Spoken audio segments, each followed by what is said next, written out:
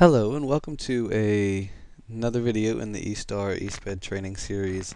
Uh, Today we're going to focus on uh, supplements within the ARD paperwork. As you can see, uh, I'm going to click on ARD forms to get to them. Give me a second, there we go. I'm going to click on Billy BSS again, writing the student's IEP. On the student information screen, yes, I've got the right student. I'm going to click the screen drop down and I'm going to scroll down to where it says supplements. I'm going to start with the ESY supplement today. So when you get to the ESY supplement, first thing you would do, you're going to check this box that says if checked, print with the full ARD with supplements report, so that when you archive your report and print your report out for the parent, that this is included. You'd put the date of the ARD meeting here. You'll check what's appropriate if ESY supplements being recommended based on formal evaluation results provided by the district or the parent. You would check this, and then you would click in this box and type up to 27 single space pages regarding what the formal evaluation was. You would do informal evaluation if that's appropriate. Once again, click in this box and type. Or if a student's enrolling from another district during the school year, you put the information obtained from the prior district. You would check this box, click here, and then type. Then you're going to look at severe or substantial regression in critical areas addressed in the current IEP. You'll check which is appropriate. You could check more than one. If you do check it and say yes, click the paper icon and please explain to me why that's the decision that was made. Once that's done, you'll click next, and you come to reasonable period of time for recoupment. This is saying, like, say we take a break for Thanksgiving break, the 2 weeks at Christmas, spring break in March, and the kid does not recoup skills that were lost within a reasonable time. You would check the radio button for whichever one's appropriate. Select the reasons if this is what you select. Then it talks about goals and objectives. If you're discussing ESY and you're recommending it, it will be based on working on goals and objectives that the student already has. So you would go into the goals and objectives within the annual ARD, and you would check the ESY button to include those with your ESY information. If you always want to check and let parents know that extended school year ESY services are free of cost to the parent and are not automatic each year. That will review it based on the data from year to year. If there are any other additional notes that you need, you would click this paper icon and type those in as well. You'll also click Add down here for ESY services and supports. You would select which support. Is it resource? Would you click New and say it's social skills, behavior? What exactly are the services the child's going to get? The duration, which would be 4 hours a day, or what's that? 360 minutes a day, 4 days a week. Service location, is it's going to be special education.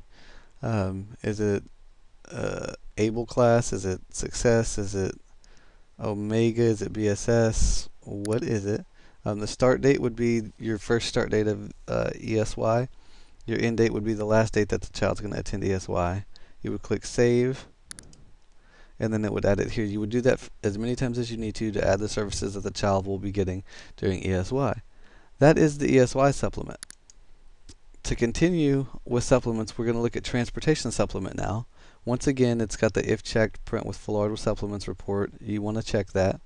You'll put your transportation start date, which is your ARD date, campus contact, which would be your diagnostician or LSSP, or if it's a speech-only child receiving transportation, it would be the speech-language pathologist. So you're going to click this, you're going to click New, and you're going to type your name. Position, you're going to put what your job title is. Your phone number, you're going to put the number to the campus to be able to reach you. Here you're going to put who to contact in case of an emergency for the child. You'll put first name, last name, relationship, which is generally mother, father, grandma, whatever it is, and the phone number to reach them at. You can do that for up to 2 people. Here you're looking at disability area. You'll notice it pulls it from within your ARD paperwork. You just want to make sure that the primary, secondary, and tertiary disability that are listed for the child are correct. Down here, You're going to check why the child requires special transportation. You can check as many as appropriate. If you check other, please click in this box and explain to me what other is. Below that, you'll see is special seating required? Yes or no? If you say yes, tell me what kind of special seating it is. If you click other, please explain what other is. Also, for students in a wheelchair, we need to know the approximate weight of the wheelchair with the student in it. You can enter that here. Then you would select if it's a manual wheelchair or if it's a motorized wheelchair, and whether the child needs a wheelchair lift bus. You'll also make the decision as an ARD committee whether the child is independent enough to drive or maneuver their motorized wheelchair onto the ramp of the bus themselves, or if they would need adult assistance with that. Once you've completed that, you'll click Next.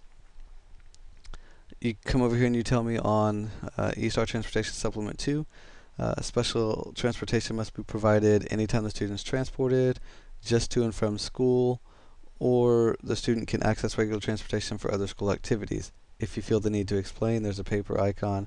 You can type away and tell me what you need to tell me here.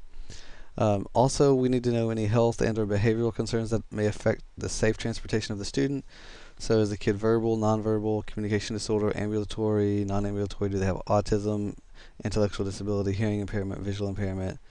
Whatever's the case. If you need to specify and provide more detail, please do so. Medical concerns, once again, are they an asthmatic, bee sting allergy, brittle bone, diabetic, sun sensitivity, anything that is appropriate for the child. Once again, there's an other box, so if you click that, please tell me what you mean. If you need to describe or give any detail, please use this paper icon here and explain to me any details you need for the medical concerns. Campus where services are provided for this year, and this is the current school year. So you would go in and you would pick the campus, the school start time and dismissal time, where the child's being picked up from to be brought to school, and a phone number to reach the parent at, where the child is being dropped off, the address where the child is being dropped off once they're picked up from school, and a phone number to be reached in case needed. If it's a gated apartment, we need the gate code here. If the transportation follows the regular school schedule, you would just say yes and you're done. If it doesn't, because the kid goes a half a day or any special circumstance, you would check the checkbox next to which days the child attends school and the times from AM to PM, or whatever it happens to be for when the child is there. If no one is at the delivery address, can the student be left unattended? The answer to that's typically no with our special education students who are on special transportation. However, verify with the parent and check and fill in whatever's appropriate. If you're recommending ESY transportation, please click this plus sign. Check the box that says if checked, print ESY, and complete this section accordingly. If you're recommending transportation for this year and for next year, there's a next year service button. You click the plus sign. You would fill it out for whatever campus the child will be going to next year, if you know at that point, and fill it out accordingly the same way you did for the current school year. Once you've done that, you click next. Put the date in again of the ARD.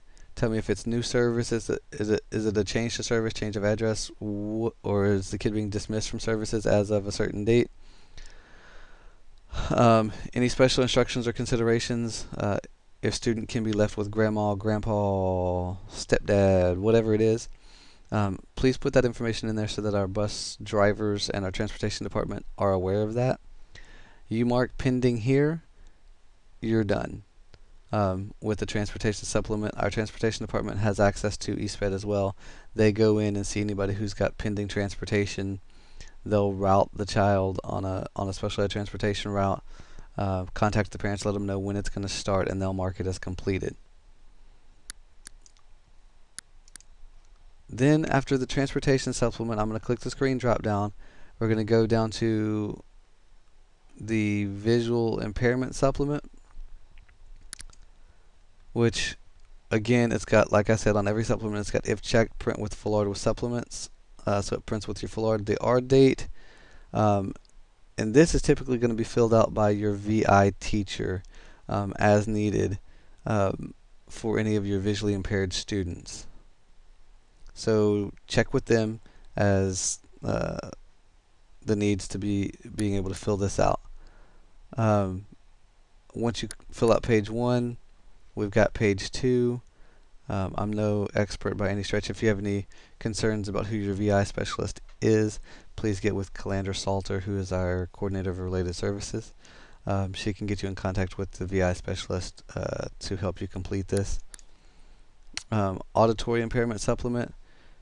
This will be filled out by your teacher of the deaf if they are in the ARD. If you have questions regarding what exactly to check for your AI students, you could check with Jennifer Luzon, who is our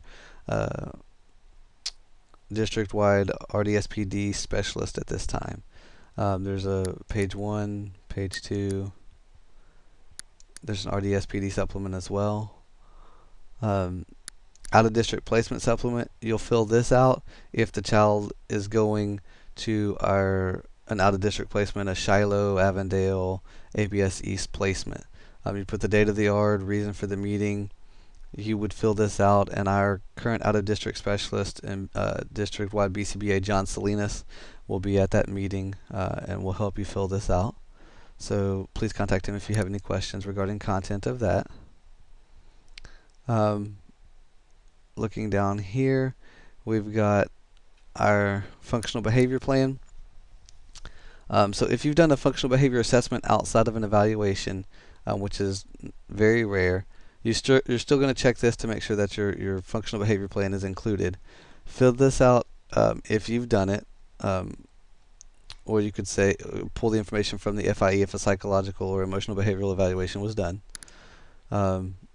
Page 2 you would fill out if needed. Page 3 is where your behavior goes. So if you're filling out a functional behavior plan, you would click Add Documentation. You can tell me the date, what the problem behavior is. We have a few listed here. If it's not one of these, click New and put that person responsible for the behavior plan. You would click New and type who's responsible. Paper icon lets you type out what the operational definition is, the desired replacement behaviors, methods to measure weekly progress, your positive strategies, supports and interventions. Here, your reinforcers and consequences for the behaviors. So you would fill one of these out and save and tell it what order you want it to print in, 1, 2, 3, whatever. It's just telling the computer what order to print it in.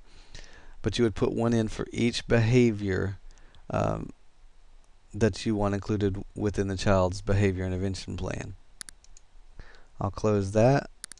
I'm going to keep scrolling. After that, we've got our transition services or transition supplement. With this, the CBE, so the diagnostician or the LSSP typically fills this out with assistance from the campus transition counselor.